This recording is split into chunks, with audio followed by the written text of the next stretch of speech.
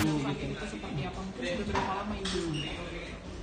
Oh, kalau untuk sakitnya mau 3 tahun, udah 2 tahun setengah lebih. Iya memang selama ibu saya terbaring memang kayak gentin pempes segala macam memang sama saya. Kayak makannya juga kan cuma susu, itu pun pakai selang dari ini sampai ke lambung. Memang saya emang deket banget sama ibu saya dari dulu semenjak papa saya meninggal. Kalau itu saya waktu kelas 6 SD, otomatis ya ini kayak apa, dua manusia yang nggak bisa dipisahin gitu. Dari dulu memang saya bersama-sama sama saya gitu. Terlebih sekarang pas jatuh sakit kayak gini, insya Allah saya bakal habis-habisan untuk menjaga beliau, merawat beliau. Sekalipun ya orang-orang kan di luar sana banyak yang nanya kenapa belum menikah. Salah satu alasannya memang itu sih, saya ingin bakti karena kakak saya semua udah pada menikah. Jadi dengan kondisi kayak sekarang ini harus ada nih salah satu dari anaknya yang benar-benar bisa full time gitu untuk menjaga. Insya Allah saya sih siap untuk itu. Mas, kenapa sampai memutuskan untuk belum mau menikah demi merawat ibu? Atau memang selama ini agak kesulitan menemukan pasangan yang mau menerima kondisi atau bukan?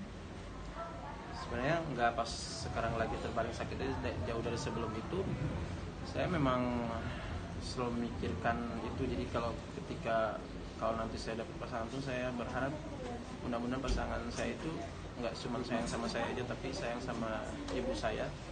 Dan sekali lagi yang tahu kondisi ibu saya cuma saya mungkin yang paling dekat. Waktu itu ibu saya udah mulai, sebelum sakit terbaring, udah mulai kayak ngerasa kesepian di rumahnya. Semenjak kakak saya udah pada menikah, otomatis mereka pasti mencar sama istri anaknya.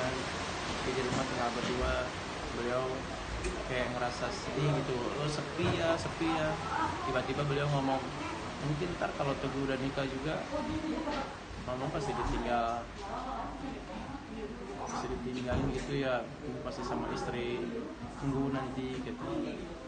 Itu sih yang membuat saya sedih. Dan sebenarnya sih dalam hati saya, kalau sekalipun saya menemukan jodoh saya, insya Allah saya nggak akan sebenarnya meninggalkan, nggak akan jauh-jauh. Saya pasti bawa ibu saya. Tapi memang sampai detik ini untuk masalah nikah memang saya belum terpikir yang matang, dimana untuk saat ini saya benar-benar ingin full jagain ibu saya, karena beliau butuh perhatian, penjagaan, perawatan yang super ekstra. Saya yang tahu selama 24 jam harus mengorbankan tidur udah nggak normal. Maksudnya saya kayak benar-benar harus melek terus, karena selangnya suka dicabut gitu tanpa sadarnya beliau. Kasihan kalau untuk pasang lagi itu tuh sakit untuk pasangnya, walaupun harus sama suster lagi. Ya seperti itu. Pasangan tapi ada mas? Enggak ya, saya belum ada. Walaupun karena kan memang kesehariannya saya sama ibu saya ya, otomatis mungkin nggak ada maksudnya untuk perempuan yang memang udah calon atau apa selama ini. Tapi pernah ada beberapa perempuan yang ke rumah gitu yang kayak mengajak nikah gitu. Entah kenapa saya juga memang belum stroke kayak gitu. Ya mereka nggak tahu lah kondisi keadaan saya sama mama saya bagaimana gitu. Mas, ibu tuh stroke ya kalau nggak salah ya. Iya, Stroke-nya seperti diagnosanya. apa sih? Benar-benar nggak Ada- ada yang bisa bergerak atau seperti apa? Kalau yang kanan alhamdulillah sih masih bisa kayak garuk gini, walaupun pelan gitu udah bisa, cuman yang lain memang udah lemes aja. Oh, cuma tangan kanan aja yang bergerak ya. Tapi geraknya itu ya, maksudnya cuman kayak pelan gini doang gitu, alhamdulillah sih. Tapi kalau dari ibu sendiri sempat ada keinginan Mas Teguh untuk segera menikah gitu nggak sih, Mas? Dulu saya belum sempat dengar itu. Kalau dulu saya mendengar itu, mungkin saya pasti udah buru-buru menikah ya. Cuman makanya itu dulu tuh mama saya namanya udah sepuh, udah mulai kadang lupa, kadang ingat lagi. Itu yang saya udah wanti-wanti, udah khawatir gitu, dan keadaannya wah ini saya benar-benar harus jaga beliau. Kayak pakai baju aja kadang kebalik, saya benerin. Jadi tiap saat itu tiap pakai baju segala macam saya yang dandanin segala macam. Dan saat itu pula pernah ngomong gini, makanya sepi ya di rumah, sepi. Ntar kalau udah nikah pun berarti mama bakal ditinggal sendiri, makin sepi lagi gitu. Itu sih yang ngebuat saya mungkin sampai detik ini belum nikah. Dan wah, udah lama juga sih, udah lama sebenarnya pernah ngomong gini, kalau bisa lu jangan nikah dulu. Itu tuh semata-mata beliau kayaknya dulu tuh kayak takut ditinggal gitu. Mas, tapi ada omongan gak sih di keluarga tuh kayak biar dibikin shifting gitu Mas? Mungkin ada omongan dari keluarga buat shifting, paling nggak bisa gantian jagain ibu atau gimana?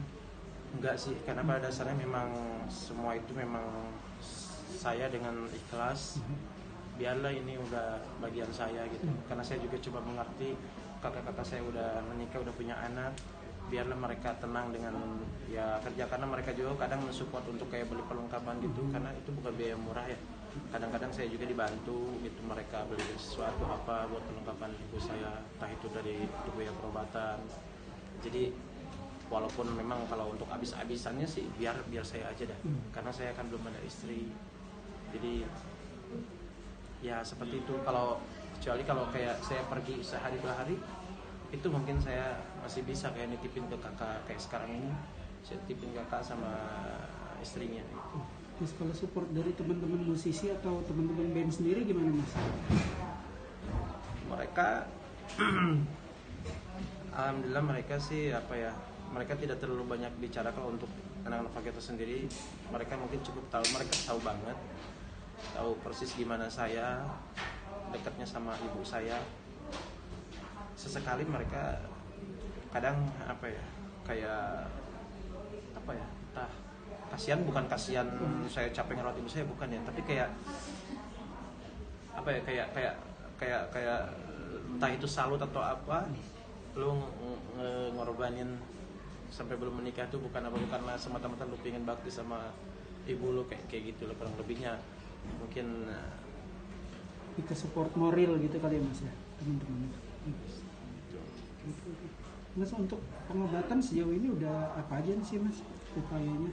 kalau pengobatan kita selain kita pernah beberapa rumah sakit, kita pernah juga di Jakarta di RSPAD dulu dengan ditanganin sama dokter Terawan untuk kayak metode DSA kayak gitu, yang kita tahu tuh dulu itu emang canggih dan banyak yang berhasil alhamdulillah. Tapi memang ya ibu saya masih begitu, belum ini ya, namanya juga yang sebenarnya sih pada hakikatnya Allah ya yang ngasih izin untuk sembuh atau enggaknya.